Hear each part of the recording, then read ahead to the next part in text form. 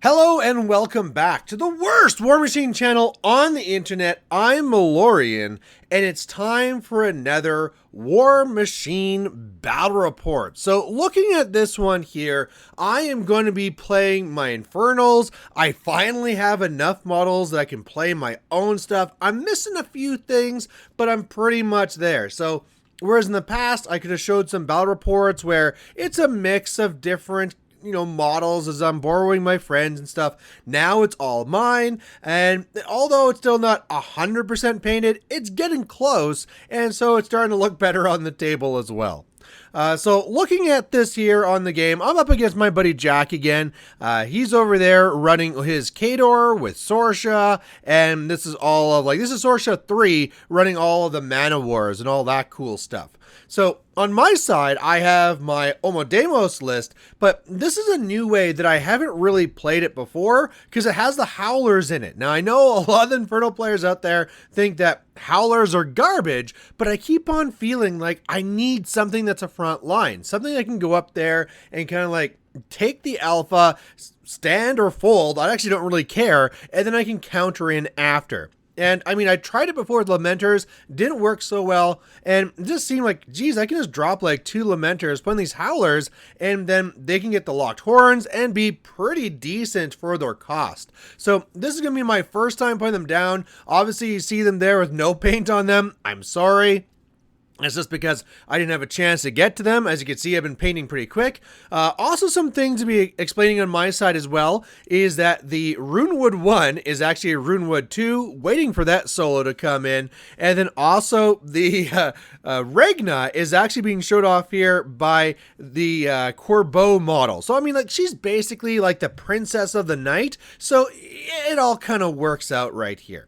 Now, in this scenario, I do have a bit of a problem, and the problem with this is that this is kind of a wide scenario that wants units on the sides where I don't have those. I mean, sure, I have 2 units. I have the Cultists. They can split up and go on either side, but they need to be back supporting my army, whereas he is very definitely set up. We're like, hey, I got some mana wars on either side, and so I think fighting for a scenario might be an issue here. It might be a thing where I need to just crush one flank and then try and move back to the other side. So we're going to have to kind of see how that goes. There's also a lot of terrain here, just so you can know what this different terrain is. The stuff that used to be hills, we're using as just like rubble. So rough terrain and all that cool stuff. So that's going to cause him a bit of issue. Both of our objectives are Pathfinder because, yeah, there's a lot of terrain here that's going to be kind of getting in our way.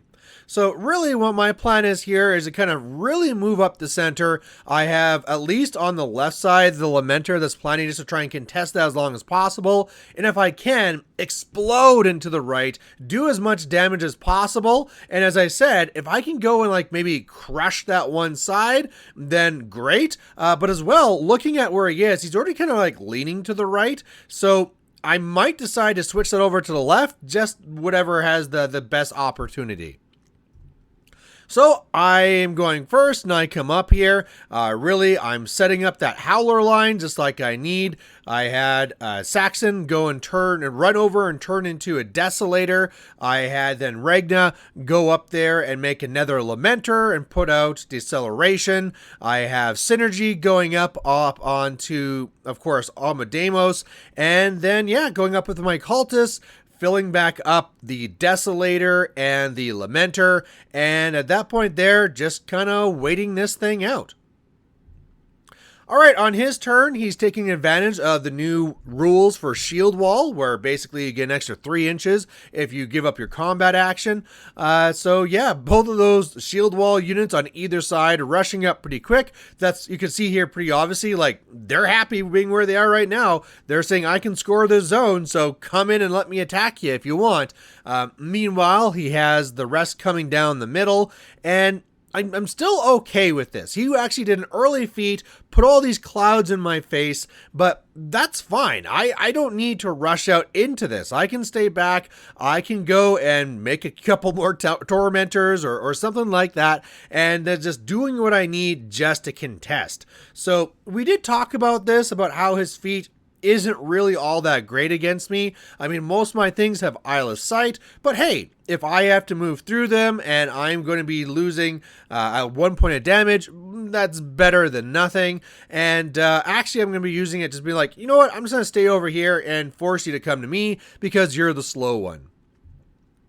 So on my turn, that's what I do. I basically want to contest either side. So the Howlers kind of spread out so that I got 4 of them in the center, 1 on the left side. I have 1 of the Cultists on the right.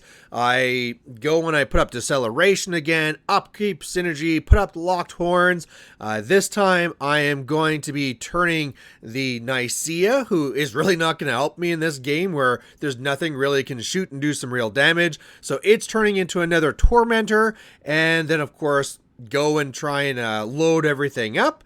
And, yeah, pay some tithe. And then we're just waiting here. So, just to be clear, I am very aware that I did not need to contest the right zone. This is not the scoring turn yet. The next one will. Guaranteed, he can charge into me and he can kill that cultist. If he does, 2 things are possible. 1, for starters, they're closer, so I'll have something I can actually fight and kill. They can't just contest this from the other side. And 2, maybe I can countercharge in, get a free kill, and then maybe like a free soul, all that great stuff. And depending on where I countercharge, maybe still be contesting the zone as well. Same thing on the left. He might be able to come in here and kill that Howler, but it's going to be taking quite a bit of work. And if he does it, that has the models there available for me to try and kill. So that's why I'm doing this on either side. So going to his turn, he takes a look at it. He sees that I'm kind of stalling and making Tormentors, and so wants to kind of try and get in there. Now, in the center, he decides to go ahead and charge in with them, the demo core, and so they don't have a lot of line of sight to me because where they were in that forest, but one of them was able to charge one of my guys, the other one was able to charge the objective, did some damage to either side, triggers vengeance. They also do the mini feats on this next turn. They're going to have to share where the damage is. On the right, did a pretty smart move, did not take the bait, just kind of stayed back, and it turns out that these guys with their little shield wall, they have shield cannons, so they can very, very easily kill a cultist, so they just do that from back there. Whereas on the left, they again tried to shield wall and shoot, but with my stronger dude there, was not able to get the job done. Otherwise, he has the other man of war in the back with the armor-piercing gun. Go and shoot another one. Left it on 1 box, so you have a lot of guys there just barely alive. Pretty nice when you have vengeance and all that cool stuff. But yeah, then he kind of like positions after with his jack so that they're ready to come in here and fight.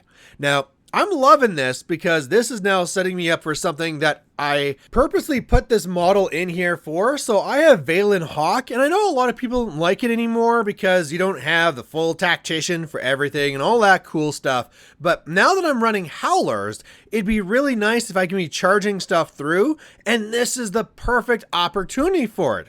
I can go in there with my Omodamos and it can go in and, you know, do its flashing blades, really just work over all of these demo core. And then even though it will be exposed, I can now then after that just easily go up there with my Howlers and my other beasts and kind of fill in the gaps. So this is exactly why this solo is here. It also kind of helps that I'm immune to stationary and I'm up against a Sorscha. But yeah, I really feel that this is going to be a feat turn. I'll be able to kill the demo core. I can do some work onto both Man of War units on either side. And I'm even in range with my Tormentor to get to his 1 jack on the far left. So if I can get rid of a jack as well, that'd be fantastic. Now, unfortunately, I do bungle a bit. Like, part of the problem with that tactician stuff is that they do not go through the horrors, right? That was the big nerf. That's the stuff that happened. And so in moving my Lamenters to 1, try and get the synergy up, and especially for the Regna one, just trying to get out of the way. I actually did block one of my charges that I wanted to make on the far left there. So, what can you do? But otherwise, what happens here is, yeah, once I move them out of the way and get up some synergy, Omodamos just goes up there and just destroys them. So that was lovely to see. Did a lot of work. You know, like, it's one thing when you can share around damage, but when there's flashing blades going around, like, it's going to be a lot of damage. So it kills all those things. I get a ton of souls. I also go and turn Deviros into a soul stalker. The Howlers, of course, had their vengeance before that. They're also moving up after to kind of clog things up. I'm able to get a Tormentor into the unit on the right, kill off some dudes there, get a Tormentor into the unit on the left, kill some dudes there, and yeah, spray and do some damage as well. So really, it was just a whole bunch of infantry I killed, and so what that really means is that I have a ton of souls. So I'm camping a lot here with my Omodamos. I'm camping 6 essence. I think I have another 12 coming to me on the way. It's kind of ridiculous. And I have, of course, locked horns up. I have deceleration. He's lost a lot of pieces, and I'm in a pretty good spot here attrition-wise. All right, so going on to his turn here, he's going to try and do his best to fight. One of the things that works out really well for him is the Beastonine. It gets into a great spot to Thresher. He kills off a whole bunch of the Howlers, and also the Soul Stalker as well gets messed up.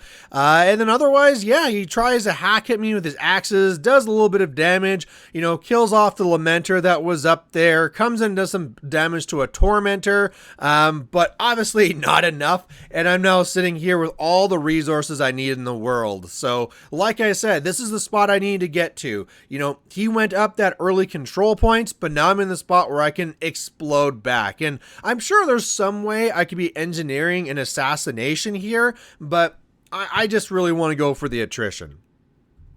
So that's what I do. You know, I have so much essence. It's ridiculous this turn. I'm able to hand it out to wherever I want. I don't have to even really care about cultists doing things. And then after I go in and like chew things away, yeah, it is pretty devastating. I kill off pretty much everything going around here. And it's now at a point where I'm starting to score on the right side. And I mean, like, clearly there is not enough here to fight back. I mean, he could go for a desperate assassination. I'm still camping 6 or 7 or something crazy. You know, again, I came into this with a bajillion essence. And so, yeah, at this point, Jack says, okay, I think we can call this one. This is, like, I mean, like, if this was a tournament, you go and try and destroy the objective for, like, a control point, but otherwise, there's nothing else really worth doing here. So that's the end of the game, and I thought it went fantastic. The biggest thing here is that I was wanting to test out to see how that whole Howlers and Hawk was going to work out, and it seemed like this is exactly what I wanted to see, right? I was able to go and put in those Howlers in the front. They were that front line. They did everything they needed to be, and then now that I have a front line that is infantry warriors, well then now this Hawk thing works out, and Omodamos can actually be a little bit more aggressive because I can charge through the lines and then cover it after. So this might have turned into like a perfect scenario of what I wanted to happen, but either way it kind of like proves the theory. And I mean, one of the things that can always happen after this is Infernals are not supposed to be touched much when we get to October 25th, but one of the things that people say that are bad are things like Griever Swarms and Howlers, so maybe they get a tiny little tweak. Who knows? Either way, if the Howlers stay exactly the way they are, I'm super happy with them. I'm getting ready to paint these guys up, so that's going to be the game. So let me know if you have any thoughts on the game, the list, any of that stuff. I always love to hear these things down below, and otherwise, we'll catch you later. Bye.